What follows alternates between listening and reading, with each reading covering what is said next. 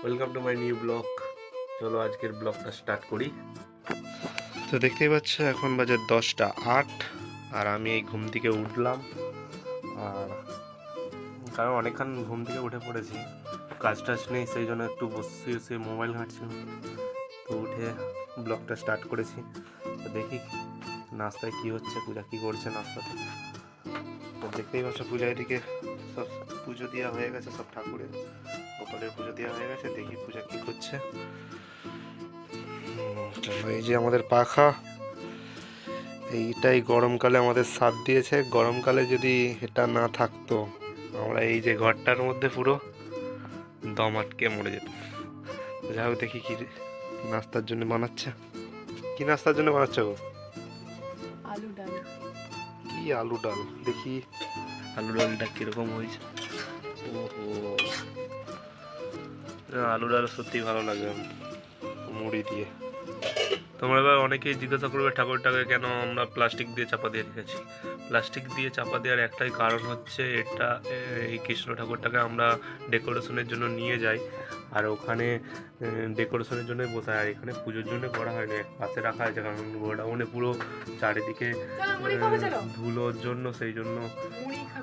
হ্যাঁ হ্যাঁ, যাচ্ছি, যাচ্ছি। তো চীনা মাটি দিয়ে তো আর সিমেন্ট দিয়ে হয়তো মনে হচ্ছে তৈরি, সেই জন্য আমরা ওখানে রাখিনি। আর ওখানে প্রচুর ধুলো হয়, আর এখানেও ধুলো হয় প্রচুর, উপর থেকে ধুলো পড়ে, সেই জন্য প্লাস্টিক দিয়ে চাপা দিয়ে রাখা আছে আর কি। এই হচ্ছে ব্যাপার। এখানে পুজো করা হয় না, এক পাশে রাখা হয়, এই হচ্ছে ব্যাপার। মুড়ি খেতে বসে গেছি। এদিকে দেখো মুড়ি, চানাচুর না, এটা ঝুড়ি ভাজা, আর এটা কাঁচা লঙ্কা, আর এক টুকরো পেঁয়াজ, আর যে আলু ডাল। খুব সুন্দর লাগে আলু ডাল আর মুড়ি দিয়ে, খুব সুন্দর লাগে খেতে।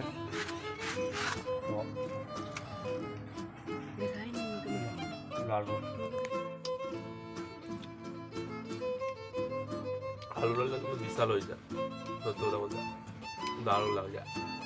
তোমরা বাড়িতে আলু ডাল আর এই হালকা পেঁয়াজ আর এই কাঁচা লঙ্কা কেটে একটু দিয়ে দিলে, সিদ্ধ করলে এত সুন্দর লাগে মুড়ি দিয়ে, দারুণ লাগে। খেয়ে ট্রাই করে দেখবে।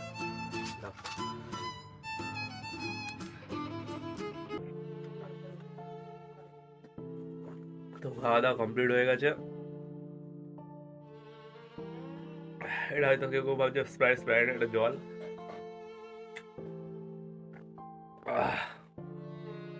খাওয়া দাওয়ার পর একটু জল খেয়ে নিলাম। আর পিছনে হয়তো ভাবতো আমাদের মশারি সবসময় কেন টাঙানো হয়ে গেছে। তো মশারি টাঙানোর একটাই কারণ, প্রচুর একটা প্রবলেম আছে এখানে। এত বড়সড় বাজারে এত সাপ খোপের উৎপাত হয়েছে, ইঁদুর সাপ খোপ, বাড়িতে শুধু সাপ খোপ।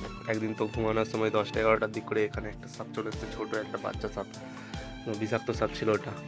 তারপর থেকে যা ভয় লেগেছে, সেই জন্য সবসময় এরকম মশারি টাঙিয়ে রাখতে হয়, নইলে বিশাল ভয় লাগে।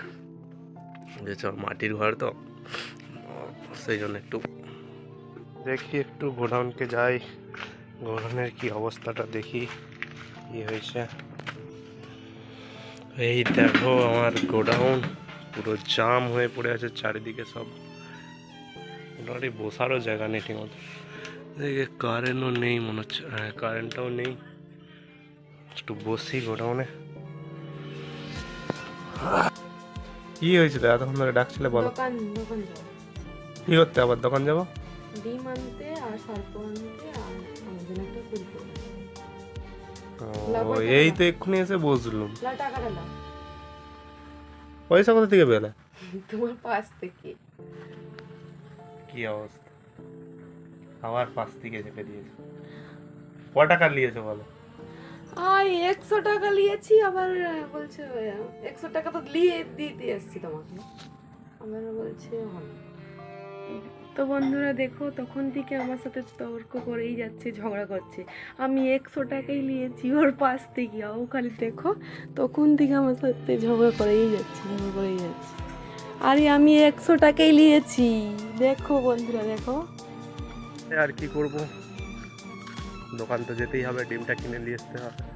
ওর কাছে যতই পাঁচকে এপার থেকে পাঁচকে লুকিয়ে রাখবো, আর যতই লুকিয়ে রাখো ঠিক পাশ পেয়েই যায় কোথা থেকে। যেমন বিড়াল মাছ ঠিক গন্ধ শুকে পেয়ে যায়, সেরকম বইয়েরাও ঠিক পার্সগুলো ঠিক কোথা থেকে খুঁজেও পেয়ে যায়। তো যাই আর কি করব।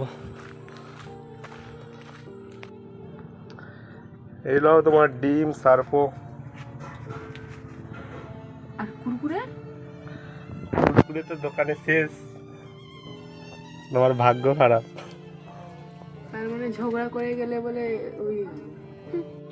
তো বিকেল 4:30 বেজে গেছে, তারপরে আবার ওয়েদারের বিশাল খারাপ অবস্থা, বৃষ্টি আরম্ভ হয়ে গেছে, তার সঙ্গে পূজা আবার চা নিয়ে চলে এসছে, গরম গরম চা আর বিস্কুট। সত্যি মজা আছে।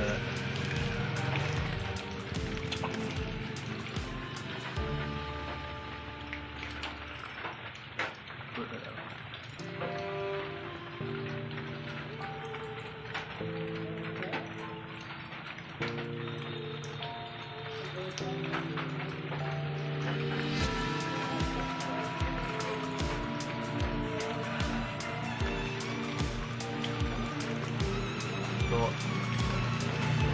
সত্যি ভালো লাগছে।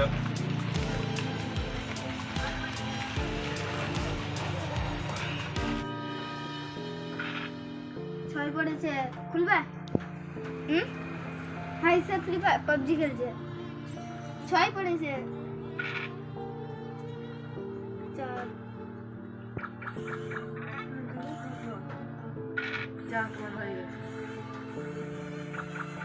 ঠিক আছে। যারা যারা নতুন অবশ্যই চ্যানেলটাকে সাবস্ক্রাইব করো আর একটা করে লাইক করে দাও যদি সত্যি ব্লগটা ভালো লাগে।